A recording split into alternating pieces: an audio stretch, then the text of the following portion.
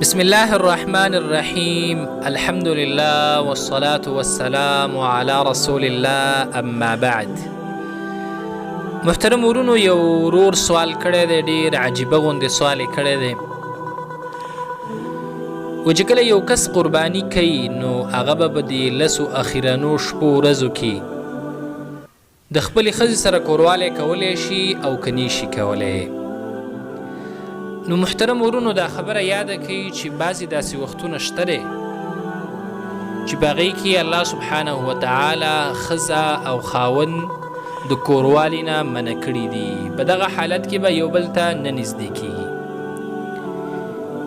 یو د دغه وختونو نه هغه میاشت د رمضان ده چې د روژې په حالت کې به ښځه او خاوند یو بل ته نه نږدې کېږي. الله سبحانه وتعالی کوروالی د روژې په حالت کې حرام کړی دی.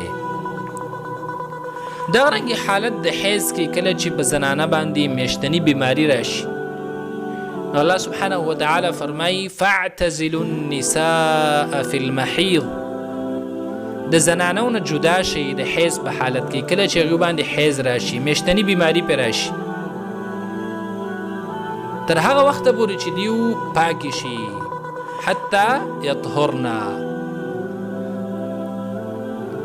نو یو حالت د حیض دی چې په دې کې په خاوند باندې د خپلې ښځې سره نزدېکت او کوروالی حرام دی. بل محترمو، حالت د نفاس، کله چې زنانه ماشوم وشي، اولاد یې وشي او هغې نه پس کومه بیماري وي چې هغې ډېره موده چې ده 4 ورځې ده، نو په دغه حالت کې هم الله سبحانه وتعالی په خاوند باندې د خپلې ښځې سره نزدېکت او کوروالی حرام کړی دی. په دغه ورځو شپو کې به کوروالی نه کوي.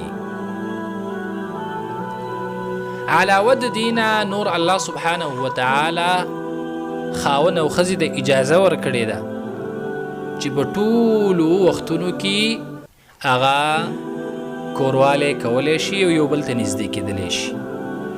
نو په دې اخیرنو 10 شپو ورځو کې محترمه صرف څوک چې قرباني کوي هغه به نوکان نه واړه کوي او ویښتان، د بدن چې څومره ویښتان دي، که هغه د سر دي، که د ګیري دي او که د بلزي دي، نو دا به چې دی نه اخلي. صرف د دې نه منع راغلی ده، نور کوروالی کولی شي، څه ممانعت نشته دی. والله اعلم.